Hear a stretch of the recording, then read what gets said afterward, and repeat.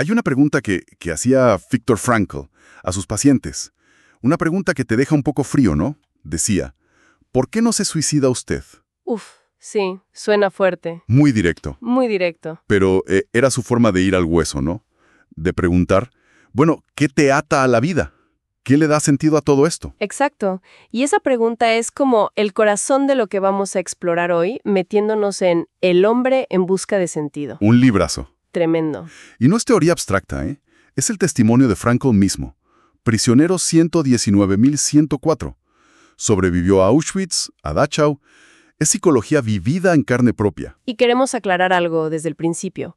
Nuestra idea no es repasar los horrores por morbo. Para nada. No, no. Queremos más bien analizar desde la psicología cómo él y otros vivieron eso. Las reacciones, las fases mentales en una situación, bueno, extrema es poco decir. ¿Qué sacó en limpio él de todo eso? Y sobre todo, cómo esa experiencia tan límite dio forma a la logoterapia, que es la escuela de psicoterapia que él fundó. Logos, acá, significa sentido. Claro. Su idea central es que lo que más nos mueve, en el fondo, es encontrarle un sentido a nuestra vida. Así que vamos a ver cómo creía él que eso se podía hacer, incluso ahí, en medio del infierno. Porque uno piensa, bueno, eso pasó allá en condiciones únicas, pero quizá estas reflexiones nos dicen algo sobre nosotros mismos hoy, ¿no?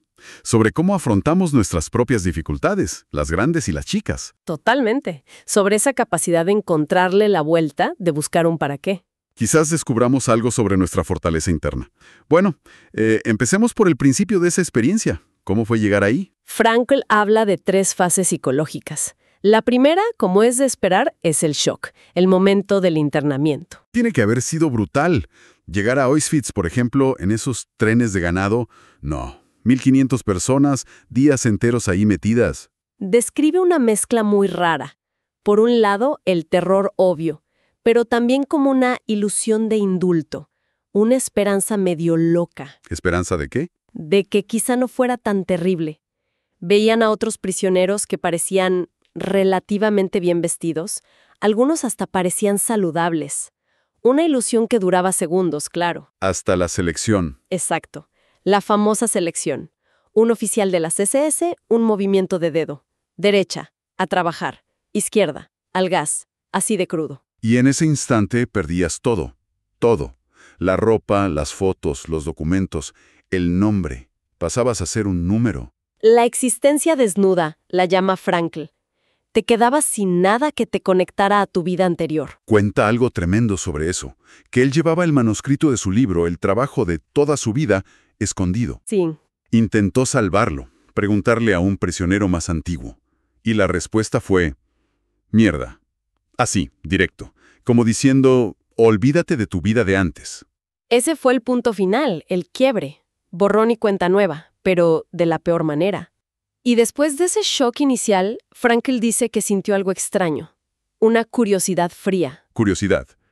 En medio de eso, Sí, como si una parte de él se distanciara, se pusiera en modo observador. Casi un mecanismo de defensa para poder soportarlo, para preguntarse, ¿y ahora qué? para no volverse loco quizás. Justamente. Él cita a Lessing, que decía algo como, hay cosas que deben hacerte perder la razón, o es que no tienes ninguna razón que perder. Frente a lo absurdo, lo anormal, una reacción que parece anormal puede ser la más cuerda.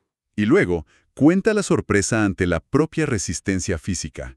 No podía creer que aguantara dormir casi desnudo, mojado, con otros 8 tipos en una litera mínima. Sin enfermarse gravemente, sí. Y que sus encías estuvieran mejor que nunca sin lavarse los dientes. Es increíble la capacidad de adaptación del cuerpo. Sí, y se planteó el suicidio, como muchos. Lanzarse contra la alambrada era la frase. ¿Pero lo descartó? ¿Por qué? Pensó que, con la expectativa de vida tan bajísima que tenían, ni siquiera suicidarse tenía mucho sentido. Una lógica terrible, pero era la lógica del campo. Esa adaptación física es una cosa. Pero luego viene la adaptación psicológica. La segunda fase que describe Frankl. La apatía. La define como una muerte emocional. Exacto. Como si te pusieras un caparazón. Dejabas de sentir asco, horror, compasión, veías palizas brutales, gente muriendo, tenías que mover cadáveres y la respuesta emocional se apagaba. Era necesario para sobrevivir al día, ¿no? Era un mecanismo de autodefensa, sí. Brutal, pero necesario para no quebrarte. Los sentimientos se congelan para poder seguir adelante. Frankl habla de una regresión. Regresión. ¿A qué? A un estado más primitivo, digamos, donde lo único que importa es lo básico, conseguir comida, evitar un golpe, sobrevivir un día más. La vida interior, la cultura, los afectos, todo eso baja de nivel. Claro, porque no servía para lo inmediato. Ese apagón emocional no era debilidad, ojo, era una estrategia de supervivencia. Pero dice algo interesante, que a veces lo que más dolía no era el golpe físico, sino el mental, la injusticia, lo irracional. Totalmente. Que un guardia te tirara una piedra sin motivo, como si fueras un animal. O el insulto. Cuenta que un capataz lo llamó puerco. Sí, lo recuerdo. Y él le respondió. Yo era médico especialista. Y el tipo casi lo muele a palos por la respuesta. Sentirse tratado como menos que humano, eso era lo peor. Es que la deshumanización era central. Reducirte a un número, a una cosa, facilitaba la crueldad. Y la apatía, aunque protegía, tenía ese riesgo, que uno mismo empezara a creerse esa desvalorización. Y bueno, hablando de lo básico, la comida. Era la obsesión número 1, ¿no? Absolutamente. Los sueños eran casi siempre de comida. Pan, tortas, baños calientes. Sí. Describe conversaciones interminables sobre recetas de cocina mientras comían esa sopa aguachenta. O las estrategias para que un pedacito de pan durara más. Era el tema central. Y nota también cómo desaparecía casi por completo el deseo sexual y el sentimentalismo. Cuenta que pasó en tren cerca de Viena, su ciudad, y casi no sintió nada, como si esa parte estuviera desconectada. En hibernación cultural, dice él. Hibernación cultural, me gusta. Claro, el cerebro en modo supervivencia extrema desconecta lo que considera un lujo. El arte, la ternura, la nostalgia. Si no ayuda a conseguir comida o a evitar peligro, se apaga. ¿Había excepciones a esa hibernación? Sí menciona dos cosas. La política, o sea, los rumores sobre cómo iba la guerra, la esperanza de liberación. Claro, eso era vital. Y la religión, vivida de forma muy intensa, muy personal. Rezos improvisados en un rincón del barracón, una conexión profunda. Esas dos cosas parecían escapar un poco. Pero acá viene una de las ideas más fuertes de Frankl, me parece. Él observó que la gente que quizá era físicamente más débil, más sensible, a veces aguantaba mejor psicológicamente. Ajá. ¿Y por qué? Porque tenían una vida interior más rica. Podían, como dice él, hacer una huida hacia el interior. Y ahí tocamos el núcleo de su mensaje sobre la libertad humana, incluso en esas condiciones. Cuenta cómo, marchando kilómetros hacia el trabajo forzado, con frío, con hambre, él se abstraía pensando en su esposa. Tenía conversaciones imaginarias con ella, sentía su presencia. Sin saber si estaba viva o muerta. Y ahí, dice, descubrió algo fundamental, que el amor es la meta más alta a la que puede aspirar el ser humano. Que la salvación está en el amor y a través del amor. Y que ese amor puede trascender la presencia física de la persona. Cita el Cantar de los Cantares. Ponme como sello sobre tu corazón, pues fuerte es el amor como la muerte. Es potentísimo eso. Es una idea radical, ¿no? El sentido, el amor, no dependía de si ella estaba viva o no, sino de su decisión interna de amar, de mantenerla presente en su interior. Y esa capacidad de encontrar belleza en una pavada, como una puesta de sol sobre los barracones. O de reírse con un chiste macabro de otro prisionero. O emocionarse con un violín desafinado. Todo eso era parte de lo que él llamó la última de las libertades humanas. Exacto. ¿Qué es? La capacidad de elegir tu actitud. Siempre. Eso es. No podés controlar lo que te pasa, las circunstancias externas. Pero siempre, siempre te queda la libertad de elegir cómo respondes a eso, cómo lo encaras. Ese es tu espacio de poder. Por eso cita a Dostoyevsky. Solo temo una cosa, no ser digno de mis sufrimientos. Tremenda frase. Uf, sí. Enfrentar el sufrimiento con dignidad, encontrarle un sentido, lo convierte en otra cosa. Casi en un logro personal. Paradójico, pero así lo veía él. Pero había otro factor que carcomía la moral, la incertidumbre del tiempo, la existencia provisional. Claro. No saber cuánto iba a durar.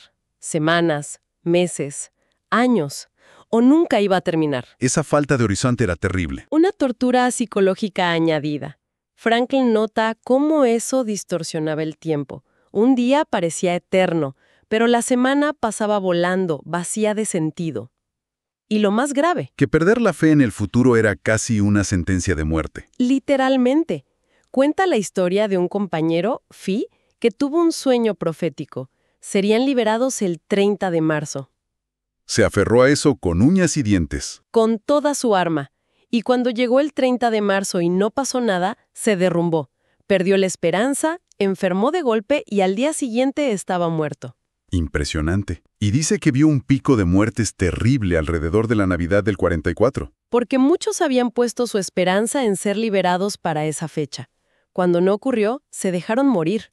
Es la prueba más dura de la famosa frase de Nietzsche que Frankl rescató. La de, Quien tiene un porqué para vivir, encontrará casi siempre el cómo. necesitas una meta, un sentido, un para qué aguantar todo eso. Si no, no hay forma. Por eso, cuando alguien le decía, ya no espero nada de la vida, Frankl le daba la vuelta a la tortilla. Le decía, no, la pregunta no es qué esperas tú de la vida. Sino qué espera la vida de ti. Tu sufrimiento, si no lo podés evitar, se convierte en tu tarea. Tenés que encontrarle un sentido a ese aguantar. Es una perspectiva súper exigente, ¿no? Encontrar sentido ahí. Y también intenta entender al otro lado, a los guardias. Eran todos monstruos, sádicos. Su análisis es interesante, no es simplista. Reconoce que había sádicos clínicos, claro, y que el propio sistema favorecía a los más brutales. Una selección negativa, digamos. Exacto. Y que muchos desarrollaron una indiferencia total, una coraza emocional para hacer lo que hacían. Pero, Pero también cuenta excepciones. sí, gestos inesperados de humanidad, un comandante que usó plata de su bolsillo para comprar medicinas para los prisioneros, o un capataz que le dio un pedazo de pan a escondidas. Entonces, ¿la conclusión cuál es? Que había buenos y malos en todos lados. Básicamente sí. Una conclusión que hoy sigue siendo muy relevante. No hay razas puras de gente buena o mala. La línea que separa la decencia de la indecencia no está entre grupos, nazis versus prisioneros, por ejemplo, sino que atraviesa a cada persona. Cita a Frankl mismo. Hay dos razas de hombres en el mundo, la raza de los hombres decentes y la raza de los indecentes. Y esa decencia o indecencia se encuentra en todos los grupos. El ser humano es el que decide qué ser. ¿El que inventó las cámaras de gas? Pero también el que entró en ellas rezando. Somos esa capacidad para lo mejor y para lo peor. Y llegamos a la tercera fase, la liberación. Uno se imagina una fiesta, una euforia total, pero lo que describe Frankl es muy distinto. Sí, es llamativo. Habla de una sensación de vacío, de irrealidad, como si no pudieran creerlo. Despersonalización la llama. Un compañero le pregunta si está contento el primer día libre, y él dice, para ser franco, no. El cuerpo reacciona primero. Un hambre tremenda, una necesidad de hablar y hablar sin parar. Pero la capacidad de sentir alegría, de conectar de verdad, eso hubo que reaprenderlo, de a poco. Describe arrodillarse en un campo verde y rezar, sintiendo como que la vida empezaba de nuevo ahí. Un renacer muy lento. Pero la liberación también trajo sus propios peligros psicológicos. ¿La aeroembolia psicológica? Esa metáfora usa, sí, como los buzos que suben muy rápido. La descompresión repentina después de años de presión extrema era peligrosa. ¿En qué sentido? Algunos que habían sufrido tanto podían sentir la tentación de volverse ellos los opresores ahora que tenían algo de poder. Y también apareció la amargura. La amargura al volver y encontrarse con la incomprensión, ¿no? El no sabíamos nada o nosotros también sufrimos. Exacto. Y la desilusión, descubrir que el sufrimiento no terminaba con la liberación. O peor, enterarse de que los seres queridos por los que habías luchado por sobrevivir ya no estaban. Devastador. Pero incluso de ahí, Frankl saca una última reflexión. Después de haber pasado por todo eso, ya no había nada en el mundo a qué temerle, excepto a Dios. Toda esta experiencia límite, este análisis en tiempo real casi, fue la base sobre la que construyó la logoterapia. Ahí se conecta todo. Exactamente. Ahí la experiencia se vuelve teoría, propuesta terapéutica. Logoterapia viene de logos, que acá significa sentido. propósito. Y la idea central es que lo que nos mueve no es el placer, como decía Freud, Ni la búsqueda de poder, como Adler. sino algo más fundamental, la voluntad de sentido. Queremos que nuestra vida signifique algo. Y ojo, un punto clave. Ese sentido no es algo que uno se inventa o se imagina. Es algo que se descubre. Afuera, en el mundo, en la vida. No es autoayuda barata de piensa positivo y ya. Para nada. Es único para cada persona y para cada momento. Es una necesidad real, no un capricho. ¿Y qué pasa cuando esa necesidad no se cubre? Que parece algo muy de hoy, ¿no? Esa sensación de vacío, de no sé para qué hago lo que hago. Frankl ya lo veía venir. Lo llamó frustración existencial. Y si se cronifica, lleva al vacío existencial. El aburrimiento profundo, la sensación de inutilidad, la neurosis del domingo la llamaba. Tal cual. Cuando no tenés el trabajo o las distracciones de la semana, te enfrentas a ese vacío. Y eso puede generar angustia. Y esa angustia puede ser una neurosis en sí misma. Puede llevar a lo que él llamó neurosis noógena, que no viene de conflictos psicológicos del pasado, como las neurosis psicógenas, sino de la dimensión espiritual, noológica. O sea, de problemas de valores, o de esa frustración por no encontrarle sentido a la vida. Exacto. Y es importante distinguirlo, porque sentir angustia por la falta de sentido no es necesariamente patológico. Puede ser una señal de salud, una señal de que estás buscando algo más. Entiendo. No es lo mismo estar deprimido por un trauma que sentir un vacío porque tu vida carece de propósito, aunque puedan parecerse. Claro, la logoterapia diría, además de mirar el pasado o la química cerebral, preguntemos, ¿esta persona siente que su vida tiene un sentido? Si la raíz está ahí, es una neurosis noógena. Bien, entonces, si esa voluntad de sentido es tan importante, ¿cómo se encuentra? Especialmente si estás sufriendo. Frankl identificó caminos, ¿no? Sí, 3 caminos principales que él mismo vio funcionar incluso en el campo. ¿El primero? A través de la creación. Hacer algo, un trabajo, una obra. Dejar tu marca en el mundo, por pequeña que sea. ¿Y el segundo? A través de la experiencia. Vivir algo con intensidad. Apreciar la belleza, la naturaleza, o encontrar a alguien a través del amor. Y el amor para él no era solo un sentimiento, ¿verdad? No, era algo activo. Ver el potencial en la otra persona y ayudarlo a realizarlo. Un compromiso. Y el tercer camino, que viniendo de él es el más fuerte. Es la actitud que tomamos frente al sufrimiento inevitable. Cuando no puedes cambiar la situación, una enfermedad incurable, una pérdida irreparable, todavía te queda una libertad. La libertad de elegir cómo lo enfrentas.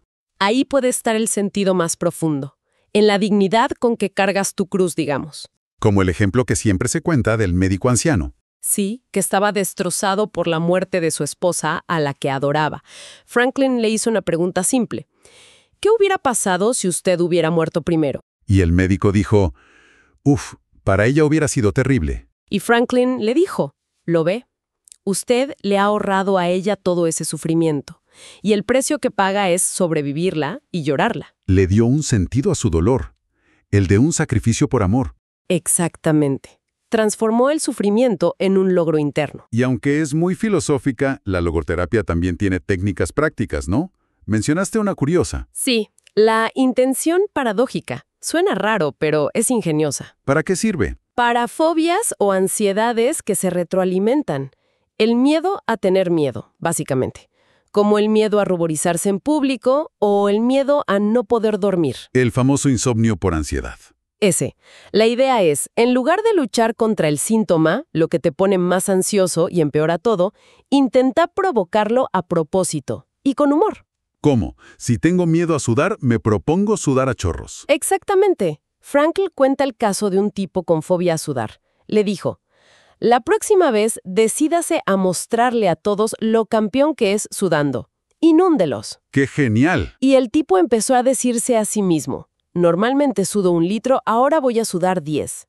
Y la ansiedad y el sudor excesivo desaparecieron. ¿Por qué funciona? Porque le quitas el poder al miedo, usas el humor, te distancias del problema, rompes el círculo vicioso de la ansiedad anticipatoria. Lo mismo con el insomnio. Proponete quedarte despierto toda la noche, a ver si lo logras. Y muchas veces te dormís. Es increíble el poder del humor y del autodistanciamiento. Y todo esto descansa en una idea clave de Frankl sobre la libertad, ¿no? Él criticaba mucho el pandeterminismo. Exacto. El pandeterminismo. La idea de que somos títeres de nuestra biología, nuestra psicología o nuestro entorno. Que estamos totalmente determinados. Él decía, no. Esas cosas nos condicionan, claro que sí, pero no nos determinan por completo. Siempre queda un espacio, aunque sea mínimo, para elegir nuestra actitud, nuestra respuesta. Ese último reducto de libertad interior. Pone el ejemplo extremo del Dr. J. Sí. Un médico que había sido parte activa del programa de eutanasia nazi. Un asesino de masas lo llama. Terrible. Años después, un ex prisionero le cuenta a Frankl que coincidió con ese mismo doctor en una cárcel soviética y que ahí ese hombre se había transformado. ¿En qué sentido? Se había convertido en el mejor compañero posible. Consolaba a todos, se comportaba con una dignidad increíble hasta su muerte. Un ejemplo radical de que nadie está condenado a ser lo que fue. Siempre se puede elegir. Y esa libertad implica Responsabilidad. Van juntas. Frankl bromeaba con que, además de la Estatua de la Libertad en Nueva York, hacía falta una Estatua de la Responsabilidad en la costa oeste. libres de algo, sí, pero libres para algo. Responsables de nuestras elecciones. Exacto. ¿Responsables ante quién? Ante la vida, ante nuestra conciencia, ante Dios, si sos creyente. Pero responsables. Incluso decía que su credo psiquiátrico era que hasta la persona con la enfermedad mental más grave conservaba una chispa de espíritu, una dignidad humana intocable. Buscaba una psiquiatría más humana, que viera a la persona detrás del diagnóstico, que reconociera esa capacidad de decidir y trascender, aunque fuera mínima. Una visión profundamente humanista, sí, forjada en la experiencia más deshumanizante. Tal cual. Entonces, si tuviéramos que resumir las ideas clave de esta exploración de Frankl, ¿qué diríamos? Primero, esa capacidad increíble del ser humano para encontrar sentido y mantener la dignidad incluso en el peor infierno. Sin duda. Segundo, que nuestra actitud, esa libertad interior de elegir cómo respondemos, es nuestra herramienta más poderosa, nuestro último refugio. Y tercero, que esa voluntad de sentido es un motor fundamental en nuestras vidas, quizás el más importante. Y yo agregaría que su mensaje sigue súper vigente hoy. Vivimos en un mundo que a veces parece empujarnos al vacío, a la superficialidad, ¿no? Totalmente. Y Frankl nos recuerda que el sentido no se encuentra mirándose el ombligo, sino saliendo al mundo, comprometiéndonos. ¿Cómo? Con lo que hacemos, con la gente que amamos y con la forma en que enfrentamos las dificultades que la vida inevitablemente nos pone delante. La respuesta está afuera, en la acción y en la actitud. Nos deja pensando mucho, ¿eh? En esta cultura que tenemos tan enfocada a veces en evitar cualquier malestar, en buscar la felicidad fácil, inmediata. Sí. ¿Cómo nos suena hoy esta idea de Frankl de que sufrimiento puede tener un sentido? Nos desafía a mirar distinto nuestras propias dificultades, las grandes y las pequeñas. Es una pregunta incómoda, pero necesaria. ¿Qué significaría para cada uno de nosotros, hoy, intentar ser digno de los sufrimientos que nos tocan? Vaya pregunta para quedarse pensando.